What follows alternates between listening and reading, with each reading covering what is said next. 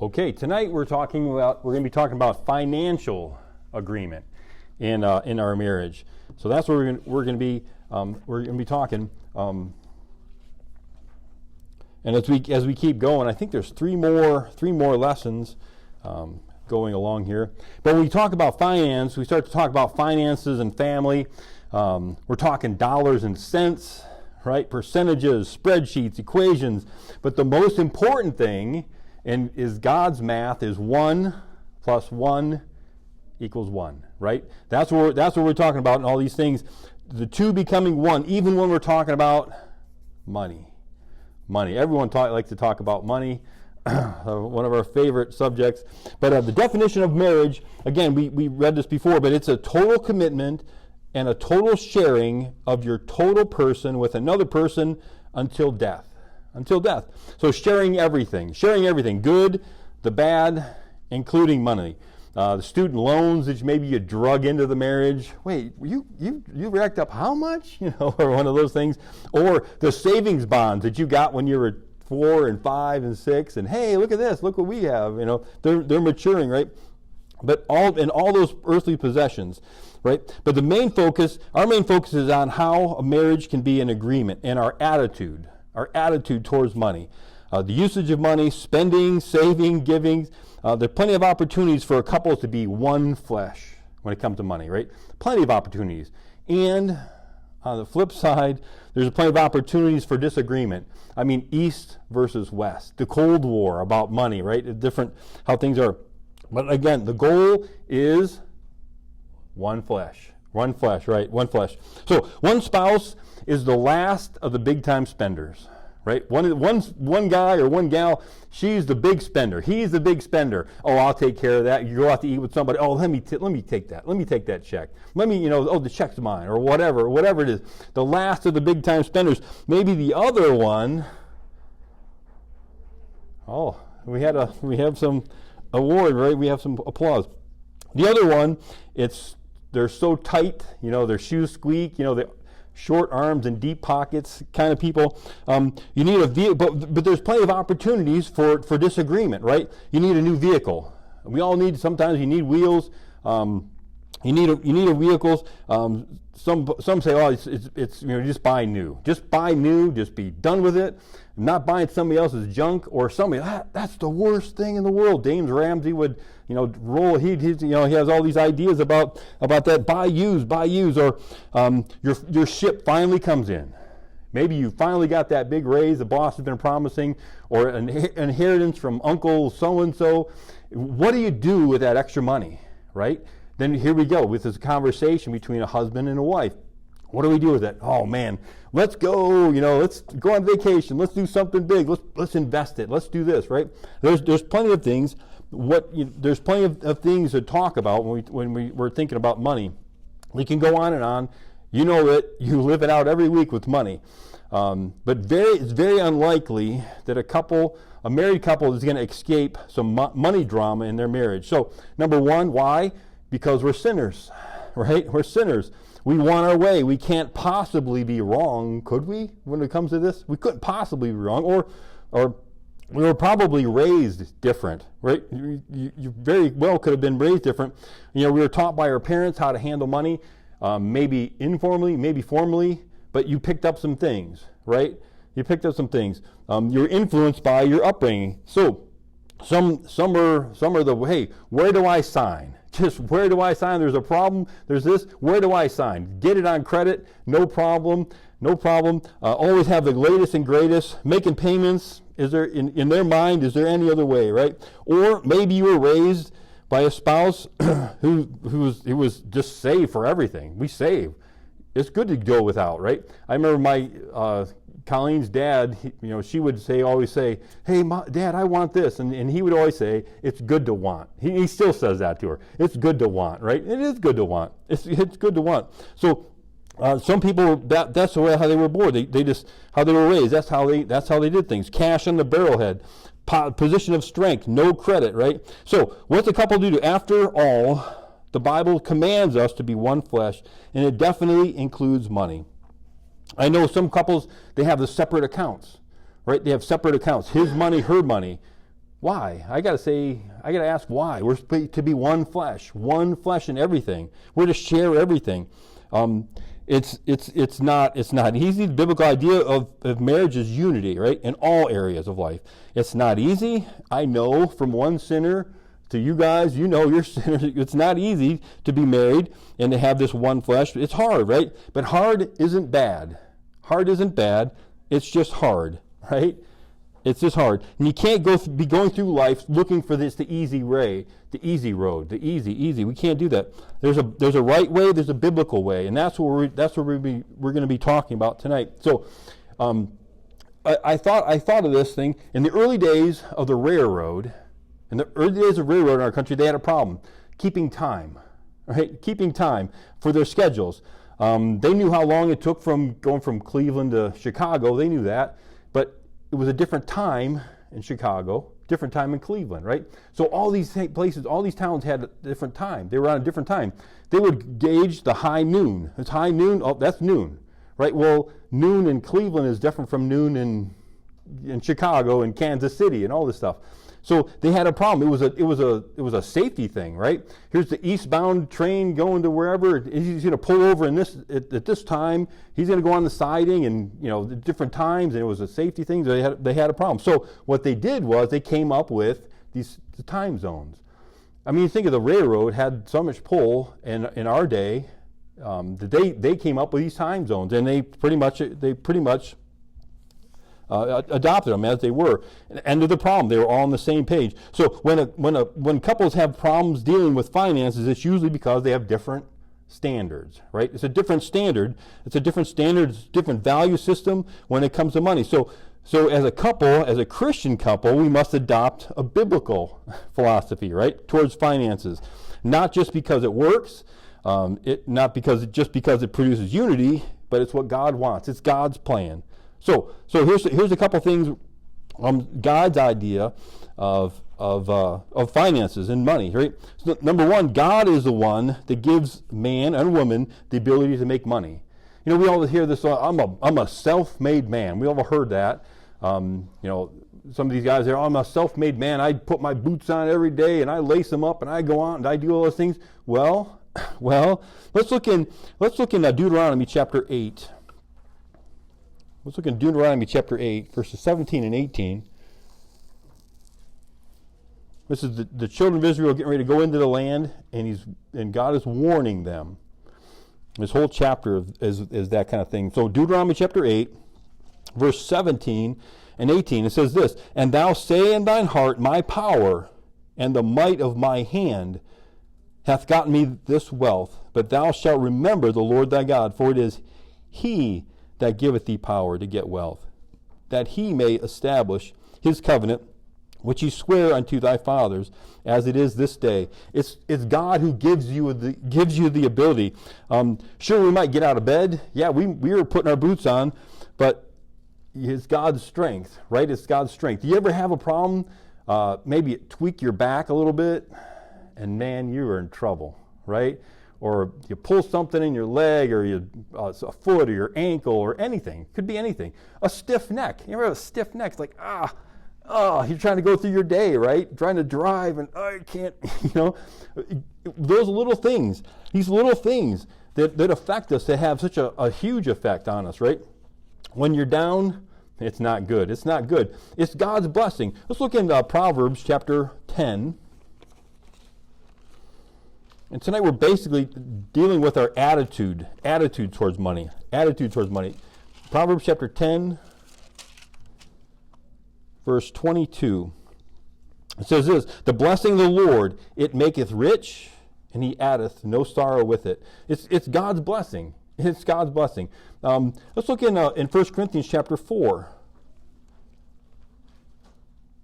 Again, nobody wants to hear my opinions.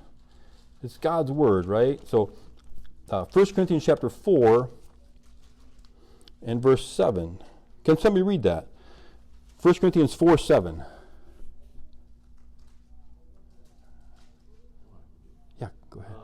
"For who maketh thee to differ from one another? And what hast thou that thou didst not receive? Now if thou didst receive it, why dost thou glory as if thou hadst not received it? Right, right. It's God. God gives us the abilities, right? God gives us the brain we have. God gives us the abilities, the bodies that we have. I think of you watch some basketball or something, and these guys are 7 foot tall, and they can slam the ball. Amazing, isn't it? It's amazing. They're 7 feet tall. They can just stand there and slam it. I mean, come on, But it's God that give them that ability. Their dad married a tall lady, and there we go, right? But it's God. It's God who gives us these things. He gives us the blessings of God are gifts, right? Let's look in Psalm chapter 24. Psalm chapter 24. Again, it's our attitude towards money and possessions. Psalm chapter 24 and verse 1. Psalms 24 verse 1, it says this: "The earth is the Lord's, and the fullness thereof, the world and they that dwell therein." This is God's world. Everything that we have, God gives us. God makes this possible. You think is the richest man in the world, the richest guys, or some little tin horn dictator that rules whatever.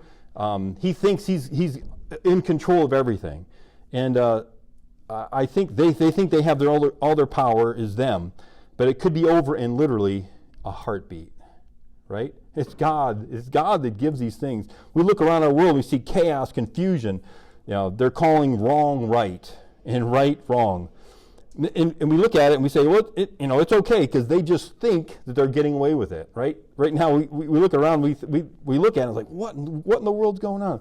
But we know the end of the story. We know the end of the story. Every knee shall bow, right? Every tongue shall confess, right, that Jesus Christ is Lord.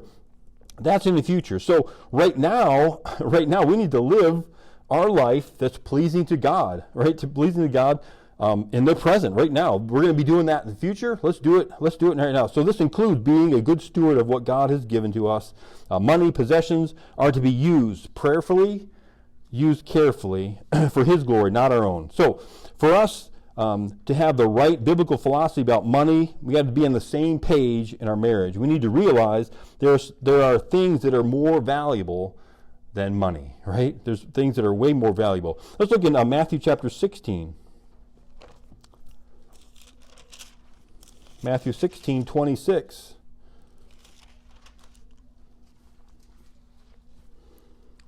This is Jesus speaking, and he says this: For what is a man profited if he shall gain the whole world and lose his own soul? Or what shall a man give in exchange for his soul? There's things that are way more valuable than money.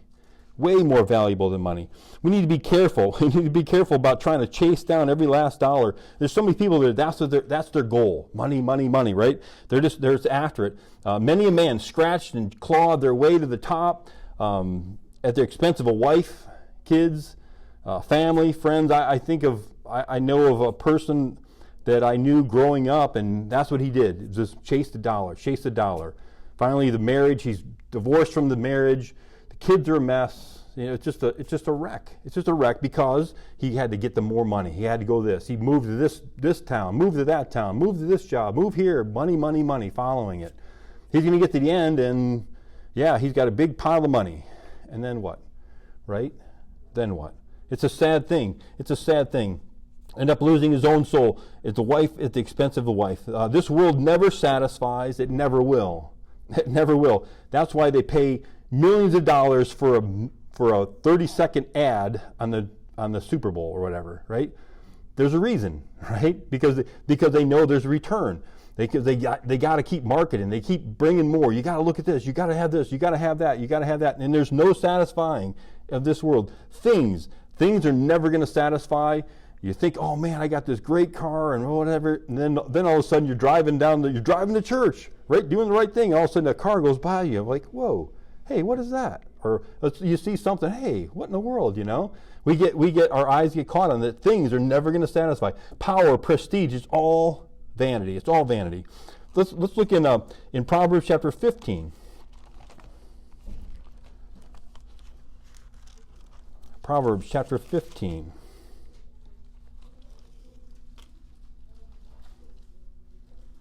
in verse 16 and 17. I'm sure you read these verses before, but Proverbs 15, 16, and 17 says this: better is little with the fear of the Lord than great treasure and trouble therewith.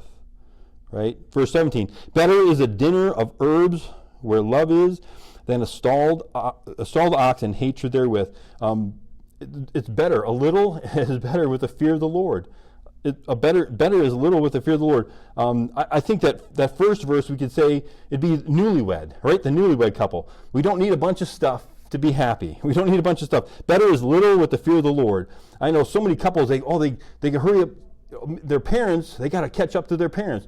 Well, their dad's got an 88-inch TV or something, and well, every married household has to have at least that, right? I mean, we think of these things, or this is, just a silly illustration, but we think we have to catch up to our parents. Your parents have been married for 35 years, and they've been all this stuff, and so young married people can get into big trouble. You can get into big trouble with money things, right? So, it's a newly married thing. We don't need a bunch of stuff. Better is the fear of the Lord than great treasure. And then I think 17 is for us older folks, right? Better is a dinner of herbs. It's better just to eat a salad and don't worry. Sometimes we could use it. Sometimes I know I could use a salad and whatever. But it's better just to have simple things, right? Simple things with the fear of God. Fear of God, honor Him. That's the most important thing. Look at Proverbs chapter 16. Proverbs chapter 16, verse 8. It says this: better is little with righteousness than great revenues, without right. Proverbs 22, verse 1.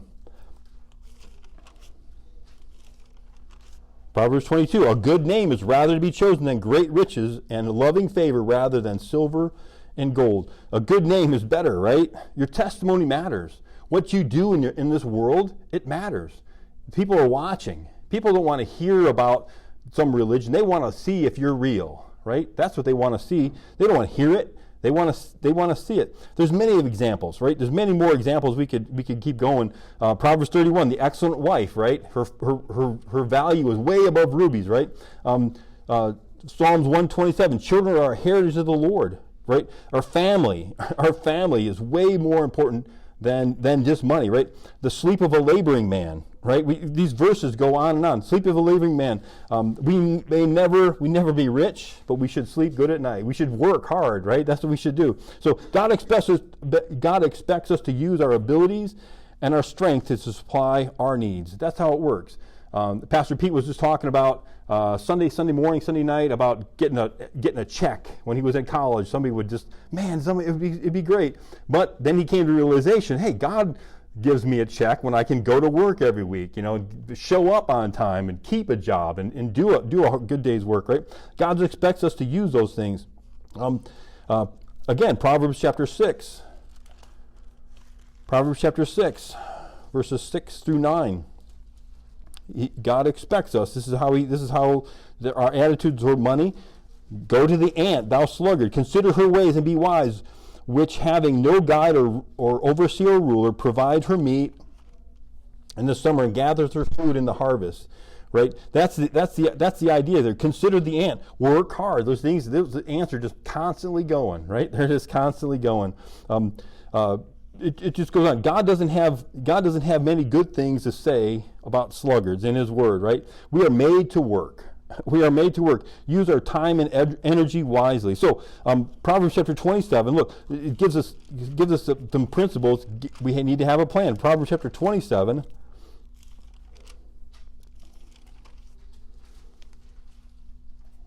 Proverbs 27.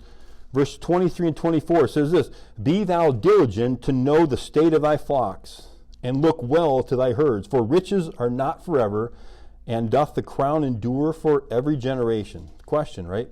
So we are to pay attention what we have, right? I don't know how many flocks you guys have. You guys have some chickens. They got a flock of chickens. You're getting going. I know you got some cows, a herd, right? But the Bible here is telling us, hey, we need to plan. We need to know what's going on. We need to know what's going on, what's coming into our life. Is this in the idea of money? Are we to trust the Lord? Absolutely, for sure. But yet we're still supposed to work every day and go to work and make those things. But he's given us a brain to use it, right? Seek the Lord. Seek the Lord before moving. So many people get into all kinds of trouble and then, oh, look what God has done. God did this to me. No, you made some horrible financial choices, right? You made some horrible just social choices, all this kind of stuff. But the Bible here is clear. It tells us, be thou diligent to know the state of thy flocks and look well to thy herds. Pay attention what you're doing, right? Have a plan. Have a plan when it comes to money.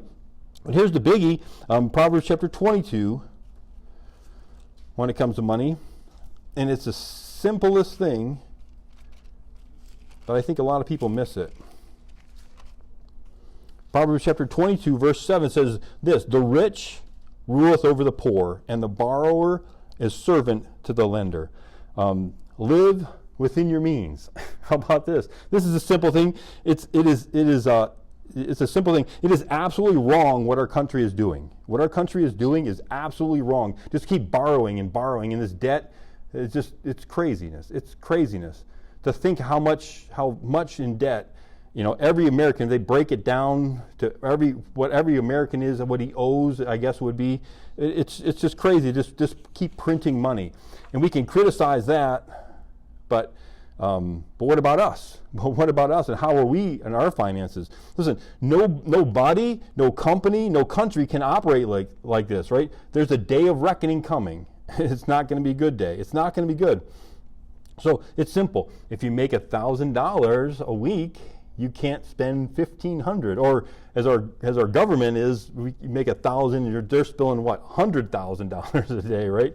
It's just crazy. It's just simple. But the Bible doesn't say all debt is wrong, right? It doesn't say that. It says this excessive debt. Way too many people have maxed out credit cards, second mortgages, on and on it goes. They have become slaves to the lender. Right? They're slaves to the lender. There's no freedom, much stress, financial pressure, mostly because they bought things they didn't need or couldn't afford. This can really put a strain on a marriage, obviously. You've been there. You've been in tight spots before in your marriage. It comes to money. It's no fun. Nobody wants to be there. So much of this stuff can be avoided, right? A mortgage on a house, for sure. With today's prices of houses, you got to have a mortgage, right? You got to have a mortgage on that. Maybe a car payment. What do you really need? Really, what do you need? I know they have a Dodge. They have the Caravan. It's not a Caravan anymore. It's a Pacifica or something like a minivan. But you can get the Hellcat engine in it. This is like 650 horsepower. That's what you need, right? Yeah, that's exactly what you need. But what do we really need, right? What do we really need? Some people in the finances, and I got to say this just about credit cards, and some people are, oh man, credit cards are the worst thing. But you know what? There's a secret.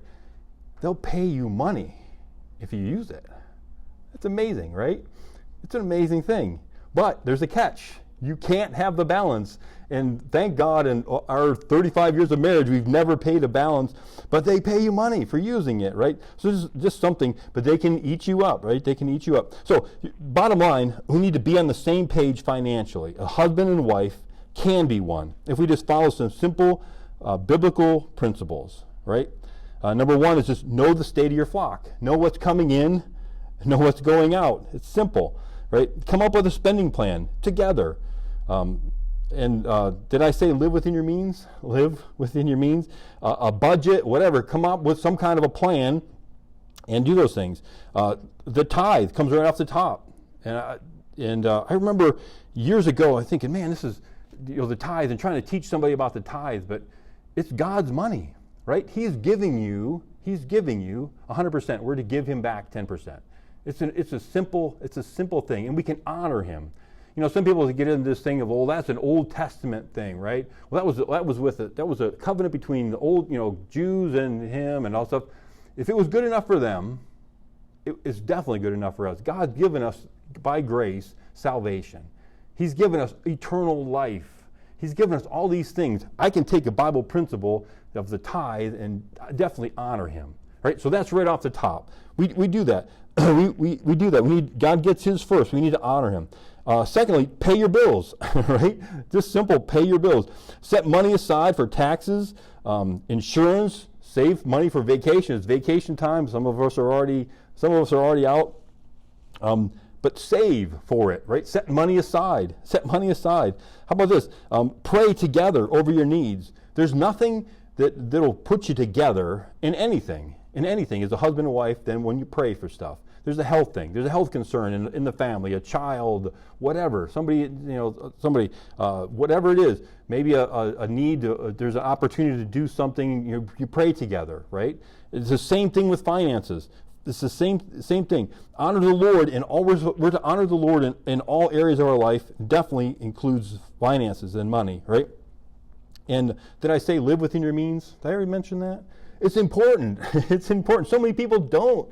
They just keep going. Just keep going. I get another credit card. There's many more things that are more important than dollars. There's so many more things that are more important than dollars. Your family. You can't put a price on sitting down in the evening and going and having a devotion with your kids. Those are priceless things. Those are priceless things that have nothing to do with money. You don't need money to do those kind of things, right? Things that matter for eternity. A couple weeks ago, my grandson got baptized, Miller. He's 7. What a blessing. I mean, it just thrills my heart. Right now, all the grandkids are at our house. Colleen is up to her, way over her head with grandkids running around. It's chaos. I got home from work today and stuff is in their yard. I couldn't even get up the driveway. It was great, right? It's great. Those are blessings that you can't put a price tag on, right? There's so many more things that when we honor God, he honors you. He honors you with those kind of things. There's just so many things. So money, right? Money. We all need it, right? We all have to have it. We all have to have it.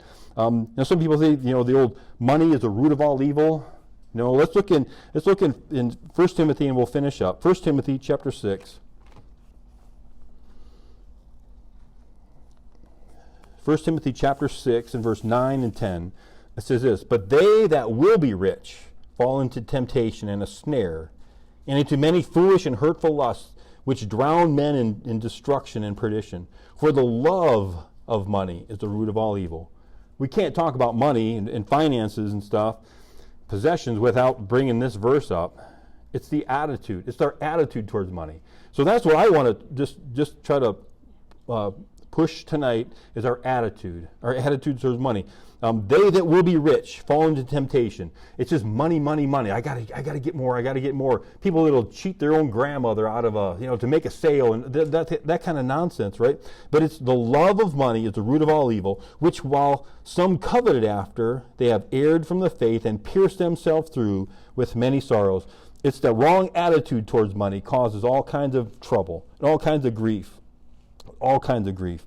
So it's important to have the right standard for a marriage, right? We need to be on the same page. We need to have the biblical view of money. Some people say, "Oh, it's easy come, easy go." Well, they never worked a day in their life if that's what their attitude. "Oh, easy come, easy go." What? The Colleen will say that every once in a while. Like, that's just wrong.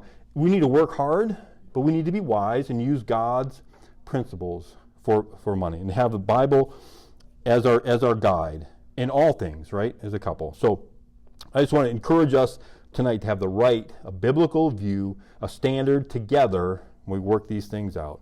And God will bless.